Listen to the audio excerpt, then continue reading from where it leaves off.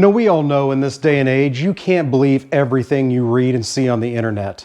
But take it from me, an actual burrito. This episode is epic.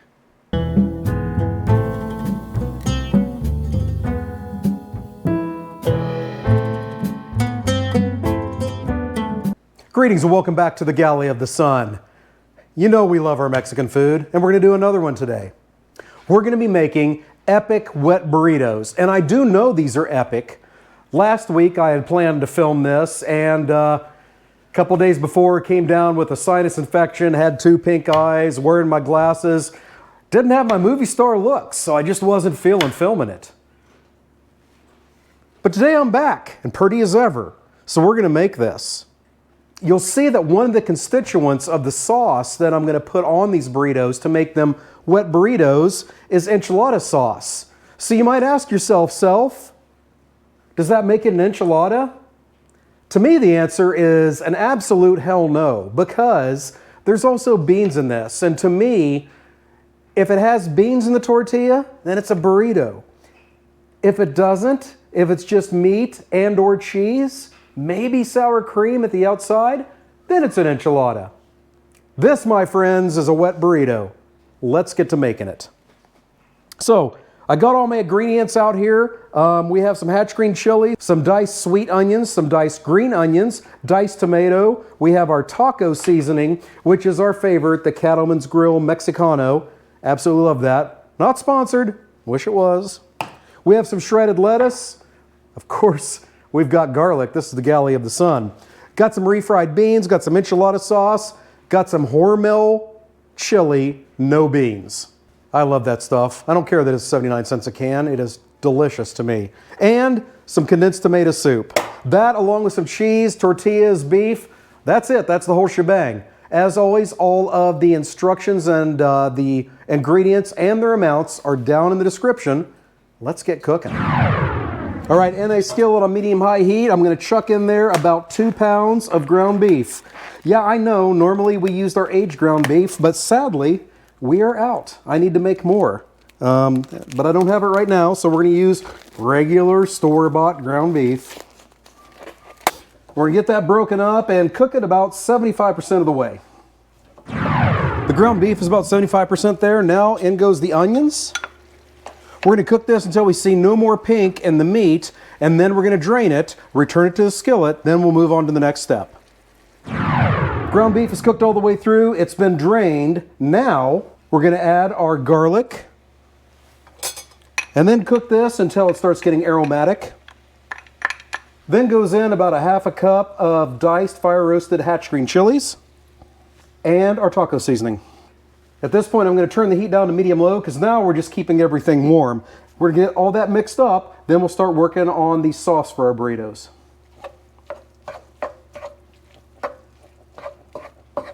All right, so I just totally lied to you there, but that is illustrating a good point. You know, when you're cooking something like this, when you're cooking anything, get all of the ingredients out first, get them diced or pureed or however you need them, have them all laid out in the amounts you need. That way, when you look back over your ingredients, you can go, oh my gosh, I almost forgot something. And then you won't forget it. What I was forgetting was a can of refried beans. That's going to go in. We're going to get that mixed up, and then we're going to keep that warm on a medium-low heat.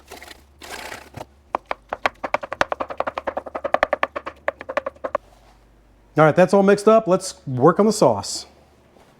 In a saucepan in medium heat, add the following: 10-ounce can of enchilada sauce, 10-ounce can of condensed tomato soup, 2 cans of chili. We prefer the Hormel no beans chili. Now you're simply going to stir that until it's all mixed up, and then it becomes warm. Then we're ready to start constructing burritos. All right, before we put together this masterpiece, if you're liking what you're seeing, make sure you hit the like button.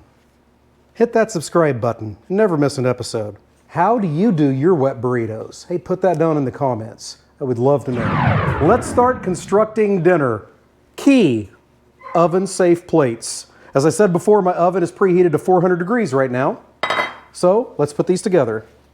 I'm going to get 2 warmed flour tortillas out. You warm them because they're easier to manipulate and you're not going to crack them when you're making your burritos. Gonna get a good amount of our meat bean mixture into each one. Don't overdo it, because there's always more. You can have more burritos. We'll get those both rolled up nice and snug. Bring the insides in. Get that nice and tight. There we go. I'm gonna get a few more plates ready before I do the next step, and then we'll get them all finished at the same time. Alrighty, got our plates ready. Got single burritos for the girls, a double for me. Now we get the sauce on.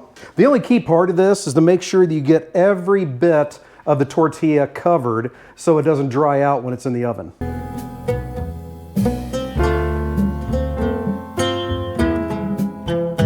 From this point, I like to add my lettuce now. I like the taste of lettuce that's been in the oven for a little bit on my Mexican food. I don't know why. Probably my favorite place when I was growing up did it this way, so that's why I like it. You can add the lettuce at the end if you want more of a crunch. But I'm going to add mine now because it's my show. Then I'm going to add some diced tomatoes. Now cheese. You can just add one type of cheese if you want. I've got 3 different ones out here because I have them. So I'm going to put some Trader Joe's Impossible Cheddar on first. Did I say Impossible Cheddar? So I'm going to put on Trader Joe's Unexpected Cheddar first. Just a little bit. Very sharp, delicious cheese. I'm going to follow that up with some cheddar.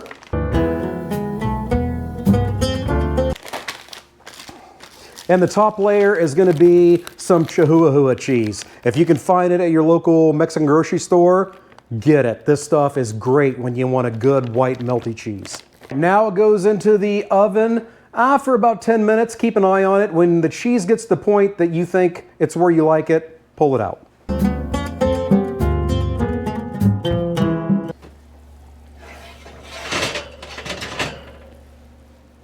All right, after about 10 minutes, you have melted deliciousness. All right, last 2 steps. I've said it before, if you love Mexican food, invest in one of these. Get some crema, because you can help make it pretty. So we'll get some crema on here.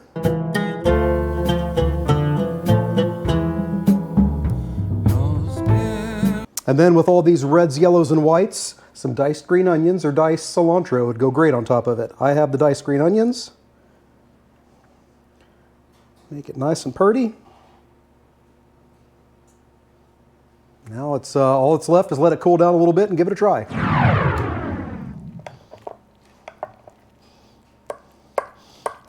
Good amount of that chili enchilada sauce, some cheese.